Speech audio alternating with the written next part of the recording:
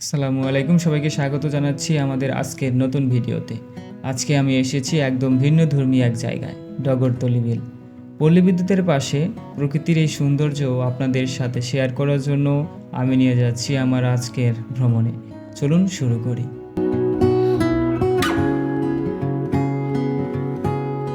গ্রামের সরু রাস্তা, চারপাশে সবুজ মাঠ আর শান্ত পরিবেশ। এই পথ ধরে আমি যাচ্ছি ডগরতলি বিলে। সত্যি বলতে কি, গ্রামের ভ্রমণের আলাদা একটা মজা আছে। শহরে কোলাহল থেকে দূরে একেবারে শান্ত পরিবেশ।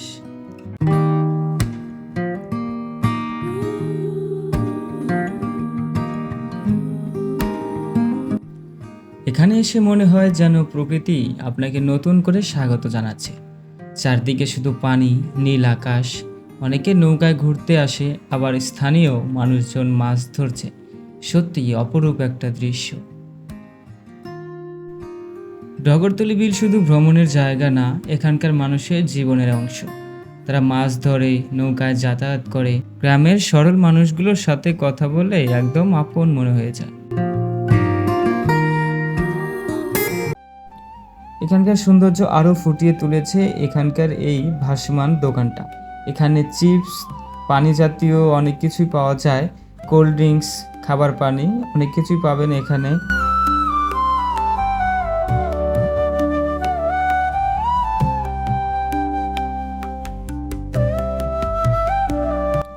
আমার কাছে এই জায়গাটা অনেক শান্তির। মনে হয় শহরের ব্যস্ত জীবন থেকে একদিন যদি সময় নিয়ে এখানে আসা যায়, মনটা একদম ফ্রেশ হয়ে যাবে।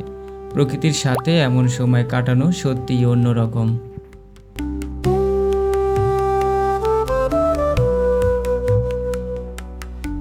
এখানকার মানুষের জীবনও এই বিলে বাঁধা। মাছ ধরা, নৌকা চালানো, সবকিছুতেই তারা প্রকৃতির সাথে একান্ত হয়ে আছে। ডগরতলি বিলে কাটানো এই সময় সত্যিই অন্যরকম। এখানে আসলে মনটা নতুন করে জেগে ওঠে। প্রকৃতির সাথে একান্ত হতে চাইলে অবশ্যই একবার ঘুরে আসুন এই সুন্দর বিল থেকে।